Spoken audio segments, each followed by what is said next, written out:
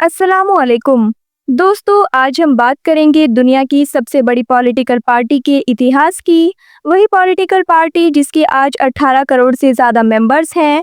अब आप शायद पूछेंगे कि हम किस पॉलिटिकल पार्टी के बारे में बात कर रहे हैं। तो हम आपको बता दें कि आज हम बात कर रहे हैं भारतीय जनता पार्टी यानी कि बीजेपी की। 2015 में जैसे ही बीजेपी द्वारा डिक्लेयर्ड उसके टोटल रजिस्टर्ड मेंबर्स की संख्या ने कम्युनिस्ट पार्टी ऑफ चाइना के रजिस्टर्ड मेंबर्स के आंकड़े को क्रॉस किया, तो भारतीय जनता पार्टी इस दुनिया की सबसे बड़ी पॉलिटिकल पार्टी बनकर उभरी। यही नहीं, अगर हम आज की स्थिति को देखें तो बीजेपी द्वारा प्रेसिडेंट डेटा के आधार पर बीजेपी के लगभग 18 करोड़ से ज्यादा रजिस्टर्ड मेंबर्स हैं, जो सेकंड प्लेस पर स्टैंड कर रही कम्युनिस्ट पार्टी ऑफ चाइना के मेंबर्स से भी लगभग 2 गुने हैं। वहीं अगर हम आज इंडिया में बीजेपी के राजनीतिक वर्चस्व की बात करें तो लोकसभा में इसके 303 मेंबर्स हैं, जो इस सदन की कुल सीट्स का 55% से भी ज्यादा है। यही नहीं, इंडिया के 29 में से 13 स्टेट्स में बीजेपी मेजॉरिटी गवर्नमेंट और 4 अन्य में बीजेपी सपोर्टेड गवर्नमेंट है। तो ऐसे में इस पार्टी के इतिहास के बारे में चर्चा करना तो लाजमी है, ताकि ये समझा जा सके जो पार्टी महज 4 दशक पहले ही बनी थी, वो आज दुनिया के शिखर पर कैसे पहुंच गई। तो चलिए आज हम जानते हैं इतिहास भारतीय जनता पार्टी का। Predecessors of Bharatiya Janata party. दोस्तों, 21 अक्टूबर 1951 को डॉक्टर श्यामा प्रसाद मुखर्जी ने राष्ट्रीय स्वयंसेवक संघ की सहायता से भारतीय जनसंघ की नींव रखी। यहाँ हम आपको बता दें कि श्यामा प्रसाद मुखर्जी इससे पहले इंडियन कॉन्स्टिट्यूंट असेंबली के मेंबर थे। साथ ही वो जवाहरलाल नेहरू की फर्स्ट कैबिनेट में minister of industry and supply भी नियुक्त किए गए थे, लेकिन 1950 में हुए नेहरू लियाकत पैक्ट के विरोध में उन्होंने अपने इस पद से इस्तीफा दे दिया और ठीक इसके बाद वो भारतीय जनसंघ के जन्मदाता और पहले प्रेसिडेंट बने। दोस्तों, उस समय इस निवोदित पार्टी का मकसद था इंडिपेंडेंट इंडिया में हिंदुओं की कल्चरल आइडेंटिटी की रक्षा करने के साथ साथ कांग्रेस और मुख्य रूप से जवाहरलाल नेहरू की प्रिसीव्ड मुस्लिम अपीसमेंट पॉलिसी का विरोध करना। साथ ही जनसंघ की मांग थी कि जम्मू और कश्मीर का भारत में पूर्ण रूप से विलय कर लिया जाए, लेकिन उस दौर में कांग्रेस का एक छत्र राज था, जिसके चलते 1951-52 में हुए इंडिपेंडेंट इंडिया की पहले जनरल इलेक्शंस में ये पार्टी केवल 3 ही सीट जीत पाई थी। इसके बाद ये पार्टी खुद को मजबूत कर ही रही थी कि 1953 में श्यामा प्रसाद जी के आकस्मिक निधन से इसे गहरा झटका लगा। लेकिन इसके कुछ ही समय बाद उस समय राष्ट्रीय स्वयंसेवक का एक जाना माना चेहरा रहे पंडित दीनदयाल उपाध्याय जी ने जनसंघ को एक नई दिशा दी। 1967 तक जनसंघ के जनरल सेक्रेटरी रहते हुए उन्होंने इसके ग्राउंड लेवल ऑर्गेनाइजेशन को मजबूत करने पर अपना विशेष ध्यान दिया। केवल यही नहीं कहा जाता है कि वो दीनदयाल उपाध्याय जी ही थे कि जिन्होंने भविष्य में जन्म लेने वाली भारतीय जनता पार्टी की एक तरह से वैचारिक नींव रखी थी। इसी बीच 1967 के जनरल इलेक्शंस में जनसंघ ने 35 सीट्स जीती, जिससे लोकसभा की तीसरी सबसे बड़ी पार्टी बनकर उभरे। जनसंघ ने हिंदी स्पीकिंग रीजन की दूसरी नॉन कांग्रेस अफिलिएटेड क्षेत्रीय पॉलिटिकल पार्टीज के साथ मिलकर संयुक्त विधायक दल का भी गठन किया। इसके साथ मिलकर जनसंघ ने मध्य प्रदेश, बिहार और उत्तर प्रदेश में अपनी गठजोड़ वाली सरकार बनाई। ये पहला मौका था जब जनसंघ किसी पॉलिटिकल ऑफिस में स्थापित हुआ था। इसी बीच अटल बिहारी वाजपेयी और लाल कृष्ण आडवाणी जैसे यंग लीडर्स भी जनसंघ में अपनी जगह बना चुके थे और 1968 में उपाध्याय जी के बाद जनसंघ की बागडोर अटल जी ने ही संभाली। इस दौरान यूनिफॉर्म सिविल कोड का गठन, गोहत्या पर प्रतिबंध और जम्मू कश्मीर के स्पेशल स्टेटस को खत्म करना ही इस पार्टी का मेजर एजेंडा था। इसी दिशा में जनसंघ अपनी राजनीतिक पकड़ मजबूत कर रहा था कि 1975 में श्रीमती इंदिरा गांधी ने देश में इमरजेंसी लगा दी, जिसके विरोध में जनसंघ ने भी अपनी अपोजिशन पार्टीज के साथ मिलकर आंदोलन का मोर्चा खोल दिया। इमरजेंसी के विरोध में हुए इस नेशन वाइड प्रोटेस्ट के चलते जनसंघ के हजारों कार्यकर्ताओं को कांग्रेस सरकार ने जेल में डाल दिया। लेकिन जब 1977 में इमरजेंसी को ऑफिशियली हटाया गया और फ्रेश जनरल इलेक्शंस ऑर्गेनाइज कराए गए, तो जनसंघ ने इंडिया के पॉलिटिकल स्पेक्ट्रम की भी अपोजिशन पार्टीज जैसे कि सोशलिस्ट पार्टी, कांग्रेस और भारतीय लोकदल के साथ मिलकर जनता पार्टी को जन्म दिया। परिस्थितियों की वजह से एकजुट होकर बनी इस नई विलक्षण पार्टी का सिर्फ एक ही उद्देश्य था, इंदिरा गांधी की कांग्रेस पार्टी को हराकर सत्ता से बेदखल करना। और जब इस चुनाव के नतीजे आए तो वो हो गया जिसकी किसी ने कल्पना भी नहीं की थी। देश में पहली बार कांग्रेस सत्ता से बाहर थी और जनता पार्टी की सरकार गठित हो रही थी। इस न्यूली फॉर्म्ड गवर्नमेंट ने मोरारजी देसाई को देश का प्रधानमंत्री नियुक्त किया, लेकिन इस गवर्नमेंट में सबसे बड़ा शेयर जनसंघ का ही था। इस चुनाव में जनसंघ को 93 सीट्स मिली थी, जो इस पार्टी को मिली कुल सीट्स का 31% था। इस नवनियुक्त गवर्नमेंट में जनसंघ के प्रीवियस लीडर अटल बिहारी वाजपेयी को मिनिस्टर ऑफ एक्सटर्नल अफेयर बनाया गया। ऐसे गठजोड़ से मिली जुली सरकार ये बन तो गई, लेकिन इसके कॉन्स्टिट्यूएंट पार्टीज के बीच सामंजस्य यानी कि कंपैटिबिलिटी का अभाव था।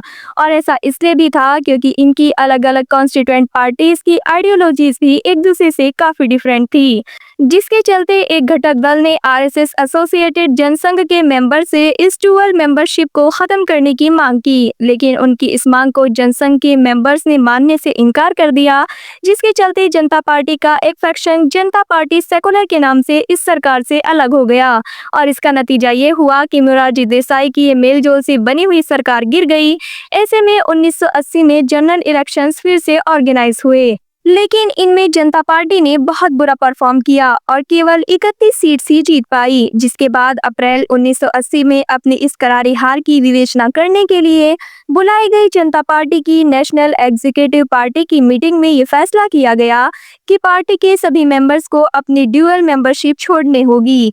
इशारा साफ था, जनसंघ के मेंबर्स के पास सिर्फ दो ही रास्ते थे, या तो वो जनता पार्टी को चुने या फिर आरएसएस को। लेकिन इस मांग के उत्तर में जनसंघ के मेंबर्स ने जनता पार्टी का साथ छोड़ने का फैसला लिया और इस तरह से जनता पार्टी से अलग होकर पूर्व में मुख्य रूप से जनसंघ का पार्टी रहे आरएसएस एफिलिएटेड मेंबर्स ने मिलकर 6 अप्रैल 1980 को भारतीय जनता पार्टी को जन्म दिया, जो आने वाले समय में भारतीय राजनीति का केंद्र बनने वाली थी। तो चलिए यहाँ से अब हम अपनी कहानी के अगले भाग में चलते हैं, द राइज ऑफ बीजेपी। दोस्तों, यहाँ तक हमने देखा कि किस तरह से भारतीय जनता पार्टी भले ही आज से लगभग 4 दशक पहले बनी हो, लेकिन उसके उद्गम की भूमिका भारत की आजादी के साथ ही बननी शुरू हुई थी।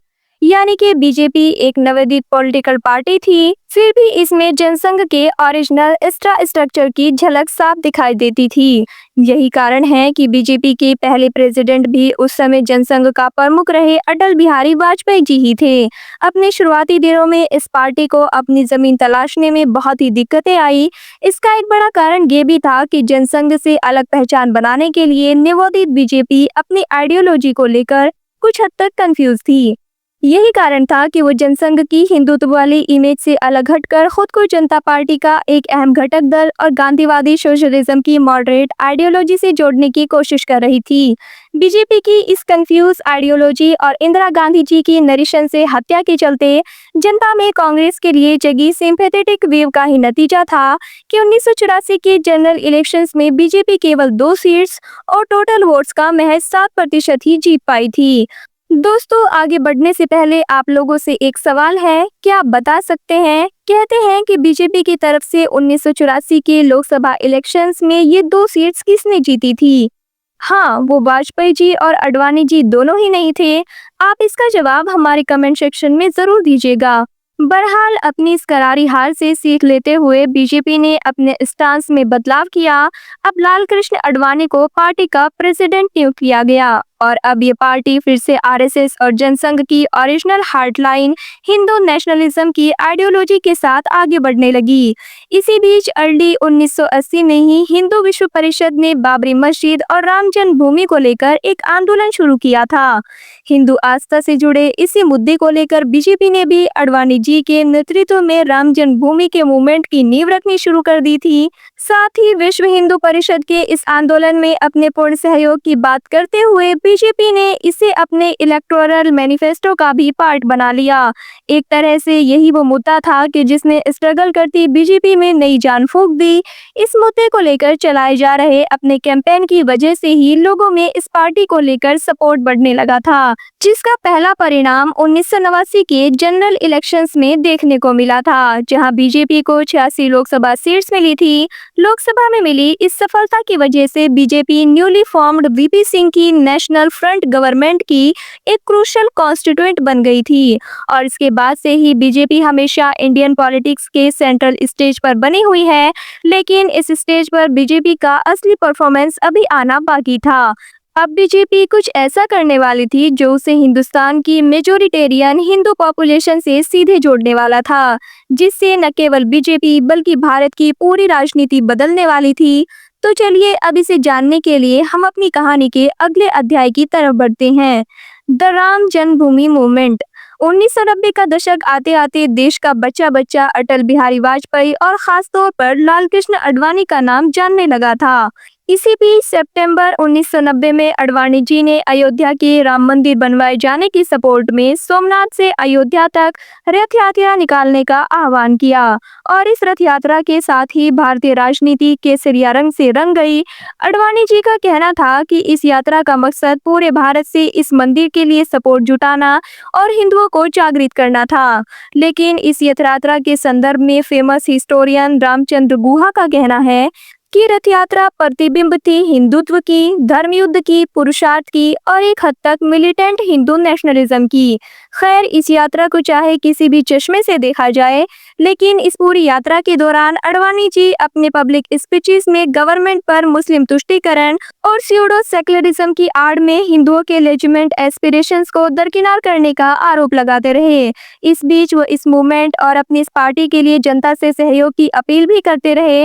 इस यात्रा के चलते बिहार के तत्कालीन मुख्यमंत्री लालू प्रसाद यादव ने आडवाणी जी के प्रिवेंटिव डिटेंशन में डाले जाने के ऑर्डर रिलीज कर दिए। लेकिन इसके बाद भी हजारों की संख्या में कार सेवक और रिलीजियस वॉलेंटियर्स अयोध्या में पहुंचने लगे। उत्तर प्रदेश में इस बढ़ते जमावड़े को देखते हुए उत्तर प्रदेश के तत्कालीन मुख्यमंत्री मुलायम सिंह यादव ने हजारों कार सेवकों को डिटेन करने के ऑर्डर दे दिए। लेकिन इसके बाद भी बहुत से कार सेवक अयोध्या पहुंच गए। इसे देखते हुए अयोध्या में पैरामिलिट्री फोर्सेस लगानी पड़ी। इसी बीच फोर्सेस और कार सेवकों के बीच झड़प हो गई, जिसमें बहुत से कार सेवकों को अपनी जान गंवानी पड़ी। इस घटना के बाद उत्तर प्रदेश का माहौल बिगड़ने लगा था और उत्तर प्रदेश में बहुत सी जगहों पर दंगे होने शुरू हो गए थे। इसी बीच बीजेपी ने वीपी सिंह गवर्नमेंट से भी अपना सहयोग वापस ले लिया, जिसके चलते फिर से फ्रेश इलेक्शंस हुए और इस बार बीजेपी को 120 सीट्स मिली। साथ ही उत्तर प्रदेश में भी बीजेपी की सरकार बन गई। लेकिन इस कहानी में सबसे बड़ा मोड़ आना अभी भी बाकी था। 6 दिसंबर 1992 राष्ट्रीय स्वयंसेवक संघ और उसके एफिलिएट्स ने एक रैली ऑर्गेनाइज की, जिसमें विश्व हिंदू परिषद और बीजेपी के 1 लाख से ज्यादा एक्टिविस्ट शामिल हुए। ये रैली अयोध्या के उसी विवादित राम जन्मभूमि के पास हो रही थी। लेकिन उसी दिन संदिग्ध परिस्थितियों में ये रैली उग्र हो गई और इसमें शामिल हुई लाखों की भीड़ ने विवादित बाबरी मस्जिद पर हमला करके उसे तहस नहस कर दिया। ये घटना एक अर्थक्वेक के समान थी, जिससे निकलने वाले तरंगे आने वाले बहुत से हफ्तों तक देश के अलग अलग हिस्सों में हिंदू मुस्लिम दंगों के रूप में फैलती रही और देश भर में हुए इन दंगों में हजारों लोगों की मौत हो गई। इस विवादित घटना के बाद गवर्नमेंट ने विश्व हिंदू परिषद को बैन कर दिया और साथ ही आडवाणी और अन्य बीजेपी लीडर्स को भीड़ को उकसाने और उग्र भाषण देने के आरोप में अरेस्ट कर लिया गया। इस घटना के बारे में बहुत से हिस्टोरियंस का मानना है कि ये एकाएक हुई घटना नहीं बल्कि सोची समझी प्री प्लान्ड कॉन्स्पिरेसी थी। इसी संदर्भ में 2009 में जस्टिस मनमोहन सिंह लिबान की रिपोर्ट में बीजेपी के बहुत से नामचीन लीडर्स जैसे अटल जी, आडवाणी जी, मुरली मनोहर जोशी समेत 68 को इस डेमोलिशन के लिए दोषी माना गया। इस रिपोर्ट के अनुसार उनके भाषणों और बहकावों में बाबरी मस्जिद डिमोलिश की गई। साथ ही उस वक्त की कल्याण सिंह की यूपी स्टेट गवर्नमेंट को भी इस घटना में शामिल माना गया। लेकिन 30 सितंबर 2020 को आए सुप्रीम कोर्ट ऑफ इंडिया के फैसले ने इन सभी लीडर्स को दोषी न मानते हुए इन्हें बरी कर दिया गया। अब इन तथ्यों और उनकी विवेचना के आधार पर हम इस घटना को किसी भी तरह से देख सकते हैं। लेकिन फिर भी इस सब के बीच में जो एक बात स्पष्ट रूप से नजर आती है वो ये कि आजाद भारत के इतिहास की शायद वही वो सबसे बड़ी घटना है जिसने हिंदुस्तान के आने वाले कल को हमेशा के लिए बदल कर रख दिया। खैर, यदि हम अपनी कहानी में आगे बढ़ें तो हम देखेंगे कि बीजेपी ने इसी दौरान राम जन्मभूमि से जुड़ी इस रथ यात्रा के अलावा भी एक यात्रा की थी और वो थी दिसंबर 1991 में तत्कालीन बीजेपी प्रेसिडेंट मुरली मनोहर जोशी के नेतृत्व में की गई एकता यात्रा। ये यात्रा देश में एकीकरण का संदेश देने के लिए कन्याकुमारी से 11 दिसंबर से 1991 से शुरू की गई थी और 14 स्टेट्स से होते हुए 26 दिसंबर 1992 को श्रीनगर के लाल चौक पर तिरंगा फहराने के साथ खत्म हुई।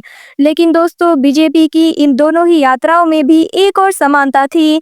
वो ये थी कि इन दोनों के आयोजन में भारत के करंट पीएम नरेंद्र मोदी जी ने एक अहम किरदार निभाया था। ऐसे में हम समझ सकते हैं कि भारत का भावी नेतृत्व भी इन्हीं आंदोलनों के बीच तैयार हो रहा था।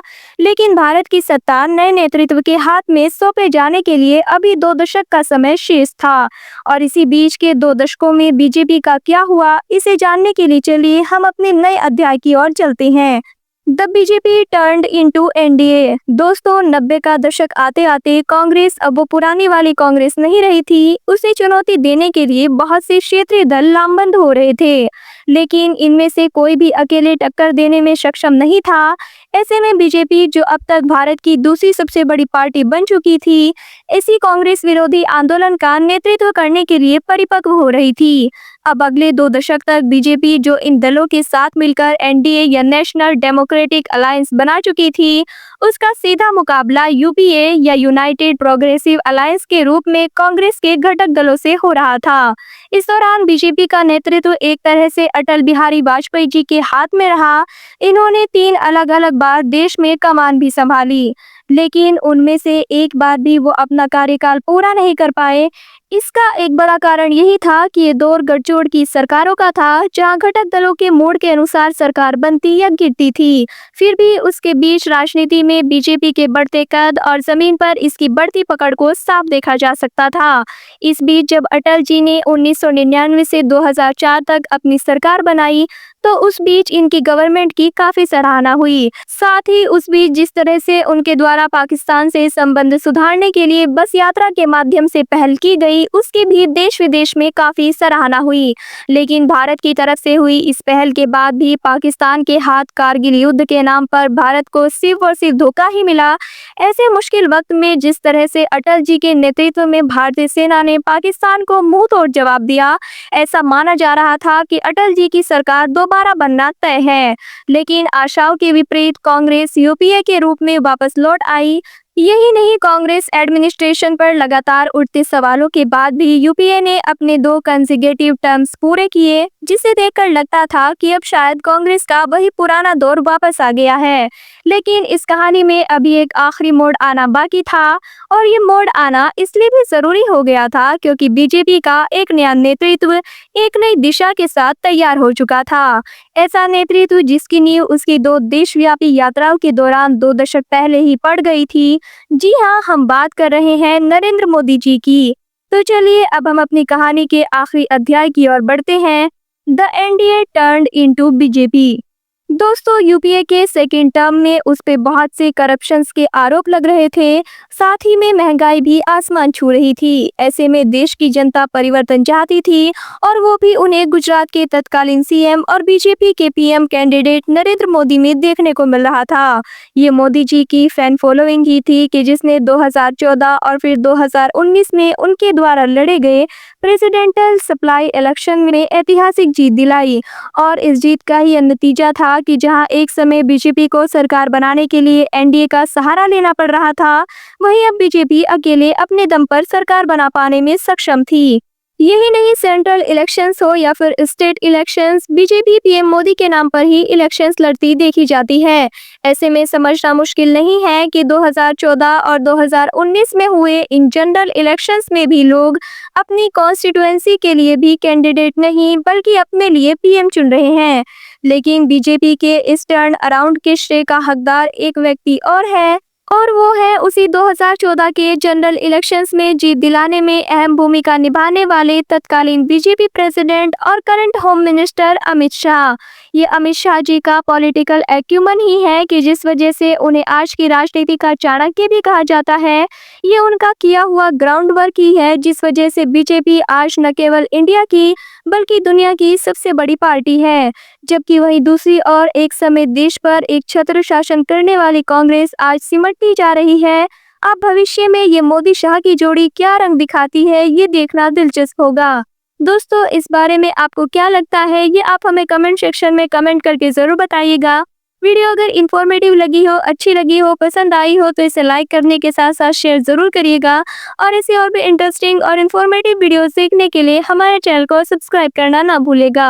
हम फिर से हाजिर होंगे एक नई वीडियो के साथ, तब तक के लिए अल्लाह हाफिज़।